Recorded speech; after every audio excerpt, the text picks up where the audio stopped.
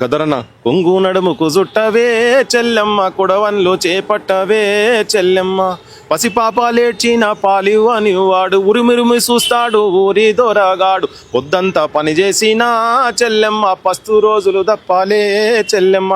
అంటే ఈ బతుకును ఇక్కడ కల్చర్ని ఇట్లా ఆవిష్కరింపజేసేటువంటి అభినయాలు కొన్ని పాత్రలు ఇట్లా ఇట్లా తన సాహిత్యం ఉంటే ఆడను ఏం పేరు బాలకృష్ణ కాదు అల్లు అర్జున్ అంటే అనేది ఆ సినిమా ఫీలింగ్స్ అనే పాటకు ఇచ్చుడు అనేది అంటే ఆ పాట ఉన్నటువంటి సినిమాకు ఇచ్చుడు అనేది చాలా ఇన్సల్టింగ్, చాలా అవమానం, చాలా చాలా ఘోరం అనిపించింది.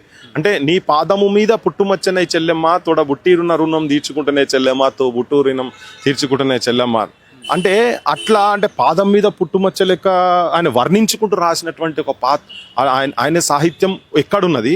నువ్వు ఆ సినిమాలంతా చిచ్చోరగా పెట్టి ఏదో కామ పిశాచుల పాత్రలు ఉన్నటువంటి సినిమాలో యాక్ట్ చేసినటువంటి ఆ అభినయానికి ఆ పాత్రకు ఇచ్చుడనే అసలు నాకైతే చాలా చాలా అన్యాయం, చాలా ఘోరం అనిపించింది. ఇంకొకటి ఏంటిది ఇచ్చింది ఏంటిది? గదరన్న అడవిని ఎట్లా కాపాడుకోవాలి, అడవి అందం ఏంటిది, అడవి జనాలకి ఏమిస్తుంది? కొండల నుండి కోనల నుండి గోదారమ్మ పరుగులు చూడు.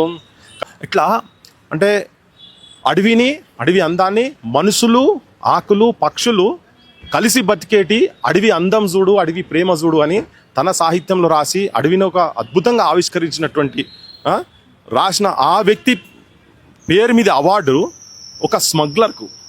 అది ఎటువంటి పాత్ర? ఒక స్విమ్మింగ్ పూల్లో ఉంటే మూత్రం పోస్తుంటే ఒక ఐపీఎస్ ఆఫీసర్ అని ఆ స్విమ్మింగ్ పూల్లో ఉంటారు. ఇటువంటి దరిద్ర వాళ్ళ పార్టీ వాళ్ళే చాలా మంది వ్యతిరేకించారు అప్పుడే మొదలు.